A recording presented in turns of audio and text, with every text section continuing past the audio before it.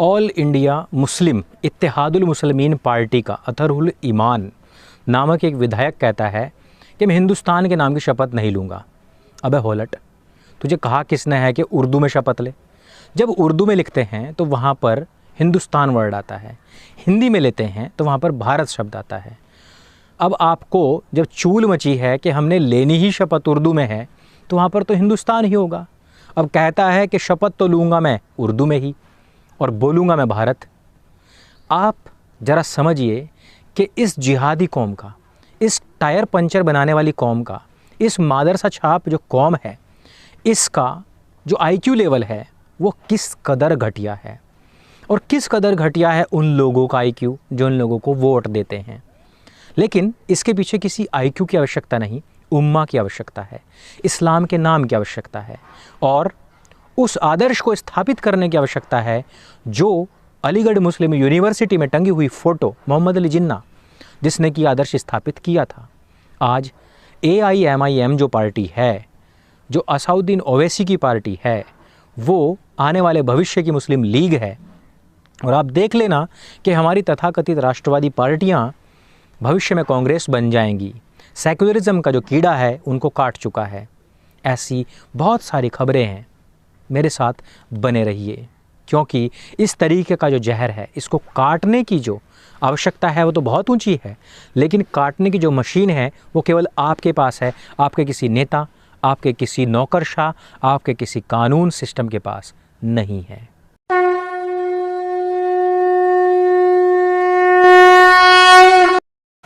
नमस्ते दोस्तों, जय श्री राम। आज मैं आप लोगों के लिए bunch of news, bunch of information और बंच ऑफ अवेयरनेस लेकर के आया हूँ। बहुत सारी ऐसी खबरें हैं जो दबी और जब तक हम नहीं आए, बहुत सारे यूट्यूब चैनल्स हैं जिन्होंने इन खबरों को उठाया और कल जो वीडियो आया उस पर आपके कमेंट्स आए, उसके बाद में आप लोगों के मैसेजेस आए, मेल्स आए, उनसे मुझे पता लगा कि आप कितनी ईगरली इन सब चीज़ों की वेट कर रहे थे। बीच बीच में कुछ हर्डल्स आते ही हैं, जैसे कि 7 दिन के लिए यूट्यूब चैनल हमारा बैन हुआ और काफ़ी अफसोस भी हुआ आप सबको, मुझे भी। और कि जिस तरीके से मैंने बहुत टाइम पहले जब ये टीना डाबी और अतहर की शादी हुई थी उस टाइम पर मैंने आप लोगों को बताया था कि ये बहुत ज़्यादा टिकने वाली शादी नहीं है। और देखिए, आप ही खुद देख लीजिए, 2 साल लगभग के करीब 2 साल आसपास ये शादी टिकी है। उसके बाद में दोनों ने ही अर्जी डाल दी है कि भैया हमें नहीं रहना है और हमें तलाक लेना है। मैं आपको बताऊं तलाक हो क्यों रहा है, क्योंकि ये दोनों जो लोग हैं IAS हैं, सरकार में इनकी पहुंच है। अगर मान लो कि ये लड़की जो टीना डाबी है ये कोई सामान्य लड़की होती तो क्या ये तलाक ले पाती या क्या ये कोर्ट तक पहुंच पाती? कभी नहीं पहुंच पाती। अतहर उसको 3 बार तलाक बोलता, फिर जो उसके परिवारीजन थे वो उसका हलाला कर रहे होते, इस तरीके की बातें होती। टीना डाबी के स्थान पर बहुत सारी लड़कियां हैं जिनके साथ में इस प्रकार की दुर्घटनाएं होती हैं। पढ़ी लिखी थी, इतने पहुंच वाली है, इस वजह से बख्शी गई है। इस वजह से मैं कई बार इस बात को कह चुका हूं कि बहुत सारी ऐसी बातें होती हैं जो हम आप लोगों को बताते हैं, लेकिन बहुत सारे लोग हैं जो उसको इग्नोर कर देते हैं। आप देखिए, मैंने कब कहा था कि राष्ट्रवाद जो है वो इस्लाम में हराम है, क्योंकि उसमें उम्मा का कॉन्सेप्ट है, सिर्फ़ और सिर्फ उम्मा का कॉन्सेप्ट है। वो सिर्फ़ और सिर्फ ये मानते हैं कि हमारी जो कौम है वो ही सबसे ऊपर है और हमारी कौम जहाँ तक फैली हुई है वहाँ तक हमारे देश हैं और वहीं तक के लोग जो हैं वो अल्लाह की निगहबानी में हैं, उसकी निगरानी में हैं। और आज जब शशि थरूर एक किताब का विमोचन करवाता है पूर्व उपराष्ट्रपति हामिद अंसारी के हाथों, तो वो वहाँ पर आकर के क्या कहता है? वो कहता है कि राष्ट्रवाद जो है वो एक बहुत बड़ा ख़तरा है।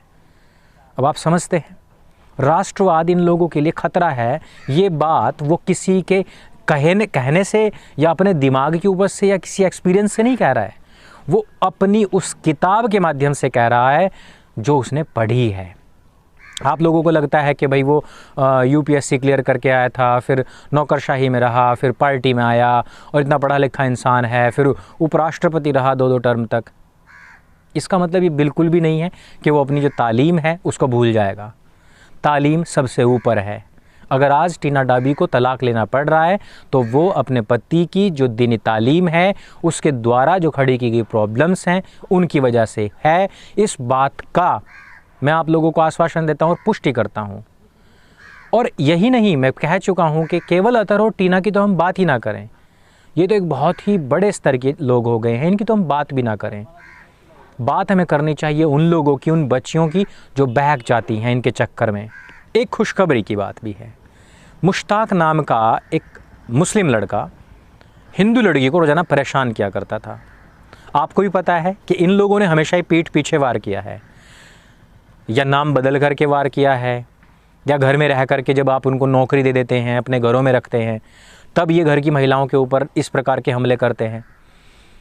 मुश्ताक ने गोलू की बहन को इसी प्रकार से परेशान करना शुरू कर दिया और गोलू ने कुल्हाड़ी उठाई और वो सीधे पहुंच गया और सीधे जा कर के उसका काम तमाम करने के बाद में सीधा पुलिस थाने पहुंच गया। न वो नेपाल भागा, न वो सऊदी भागा, न पाकिस्तान भागने की उसने कोशिश की। और मुश्ताक को इस प्रकार से हूरगति प्राप्त हुई। हूरगति तो आप समझते ही हैं क्या होता है। सनातनियों को वीरगति प्राप्त होती है और इन लोगों को हूरगति प्राप्त होती है। इस प्रकार से आज के समय में ऐसे उदाहरण प्रस्तुत करते हैं लोग, ताकि इन सरीखे जितने भी लोग हैं, मुश्ताक सरीखे जो लोग हैं, जो आसिफ सरीखे लोग हैं, इन लोगों को कुछ शर्म आए, इन लोगों के अंदर कुछ डर बैठे। क्योंकि कानून को तो आपने देख ही लिया है, कानून के बारे में मैं क्या ही बात करूं। और उस पोस्ट में लिखा है बढ़ावा देने के लिए, यानी कि अगर एक हिंदू लड़की मुसलमान लड़के से शादी कर लेगी तो उनको 50,000 रुपये पारितोषिक मिलेगा, इनाम मिलेगा। जहां एक तरफ पूरी भारतवर्ष की जो हिंदू समाज और यहाँ की जो लड़कियां हैं, महिलाएं हैं, वो त्रस्त हैं इस बात से, लव जिहाद से, उनका पीछा किए जाने से, छेड़खानी से, उनको जलाए जाने से, उनके साथ में दुष्कर्म किए जाने से। जहाँ वो एक तरफ परेशान हैं, वहाँ उत्तराखंड की पूर्ण बहुमत की सरकार के अंतर्गत आने वाले एक व्यक्ति ने इस तरीके का नोटिस भी निकाल दिया। अब आप समझिए कि स्थिति क्या है। उत्तराखंड को हम देवभूमि कहते हैं और देवभूमि जहाँ हमारे सारे पवित्र स्थान हैं, वो तो भला हो कि तुरंत यह जो बात थी वो सीएम के संज्ञान में पहुंची और उन्होंने तुरंत कहा कि इस प्रकार के किसी भी खत की, किसी भी ऐसे लेटर की या घोषणा की आवश्यकता नहीं है, बल्कि इसकी जांच होनी चाहिए। क्योंकि इस समय पर उत्तर प्रदेश के अंदर, हरियाणा के अंदर, जो कि उत्तराखंड से मिलते जुलते ही राज्य हैं, इन सब में इस प्रकार की बात चल रही है कि हम लव जिहाद के खिलाफ कड़े से कड़ा कानून बनाएंगे। अब आप देखिए कि सेक्युलरिज्म का स्तर किस कदर हमारे जो नौकरशाह हैं या जो हमारे राजनीतिक लोग हैं, उन लोगों की रगों में किस कदर उतरा हुआ है। ये लोग भारत में ख़ास तौर पर हिंदू लड़कियों को टारगेट करने वाली फिल्मों को प्रोत्साहन देते हैं। मंदिरों के अंदर जहाँ पर घंटे घड़ियाल बजते हैं, आरतियाँ होती हैं, वहाँ पर मुस्लिम लड़के के साथ चुंबन के सीन दिखाए जाते हैं। आश्रम जैसी सीरीज़ बना करके हिंदुओं के जो साधु संत हैं उनको बहुत एक्सट्रीमली बदनाम करने का प्रयास किया जाता है। और दूसरी तरफ एक जामा मस्जिद का जो इमाम है, जिसके ऊपर 60 के आसपास केस हैं, उसकी कोई खैर खबर भी नहीं लेता है।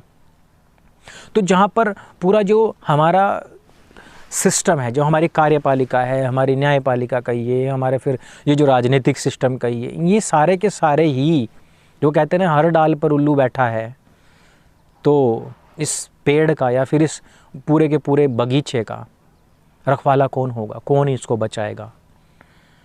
तो इसको बचाने हेतु किसी को बाहर से आने की आवश्यकता नहीं है, इसको बचाने हेतु किसी को अवतार लेने की आवश्यकता नहीं है, क्योंकि अवतार आएगा भी नहीं। और अवतार आए भी तो क्या हम उनको ये छोटे छोटे काम में लगाएंगे, ये गंदगी मिटाओ, वो गंदगी मिटाओ। यदि अवतार आएंगे तो उनके आने से पहले हम ये गंदगी साफ़ करें, ताकि अवतार आएँ तो उनको तलवार ना उठानी पड़े, उनको बैठाएं, उनके दर्शन करें, उनके विराट स्वरूप के दर्शन हेतु प्रार्थना करें, उपासना करें, ज्ञान ध्यान की बातें सीखें। ना कि ये जो छोटे छोटे काम हैं इसके लिए हमें भगवान को बुलाना पड़ेगा क्या? ये तो हमारा ही काम है। जब ये उत्पात, ये हिंसा, ये दुष्कर्म, ये लड़कियों को उठाना, मलेच्छ जो निम्नतम कोटि के इंसान हैं वो कर सकते हैं, तो देवों की, ऋषियों की जो संतान है, जो महापुरुषों की, शूरवीरों की संतान है, जो राम और कृष्ण की संतान है, जो बजरंग बली के भक्त हैं, वो इनका सफाया नहीं कर सकते क्या? आराम से कर सकते हैं। एक साधारण मनुष्य भी जो होता है वो कीड़े मकोड़ों को ऐसे ही मसल देता है। तो वीर पुरुषों की, योद्धाओं की जो संतानें हैं वो आज गिड़गिड़ाएं, ये शोभा नहीं देता है। बहुत सारे विषय हैं, लेकिन इस समय पर मैं एक ऐसे वातावरण के अंदर हूँ कि जहाँ पर मैं उग्रता के साथ नहीं बोल सकता, क्योंकि इस वातावरण के साथ में बहुत ही नाइंसाफ़ी होगी, मेरे साथ नाइंसाफ़ी होगी, क्योंकि मैं एक लंबे समय से यहाँ पर हूँ और मैं ज़ोर से बोलने का अगर प्रयास भी करूँगा तो मेरे खुद के सर में दर्द हो जाएगा। इतनी शांति यहाँ पर है। वापस आते हैं, बहुत सारे विषय होंगे, उन सबको लेंगे। आपने जो सत्य सनातन को प्यार दिया है उसके लिए मैं बहुत कई बार, दिन में कई बार आप लोगों का धन्यवाद प्रस्तुत करता हूँ। वीडियो के माध्यम से तो मैं स्पष्ट रूप से आप लोगों के सामने कह रहा हूँ, लेकिन मन में भी मैं कई बार आप लोगों को इसके लिए धन्यवाद, कोटिश नमन प्रस्तुत करता ही रहता हूँ। इस प्लेटफॉर्म को अपना प्लेटफॉर्म समझें, इसको जन जन तक पहुँचाइए और हमारे टेलीग्राम ग्रुप से जुड़िए, ट्विटर से जुड़िए, इंस्टा से जुड़िए, यूट्यूब के दोनों चैनल से जुड़िए। आपका बहुत बहुत बहुत धन्यवाद। मेरे संग बोले सत्य सनातन वैदिक धर्म की जय। जय हिंद, वंदे मातरम।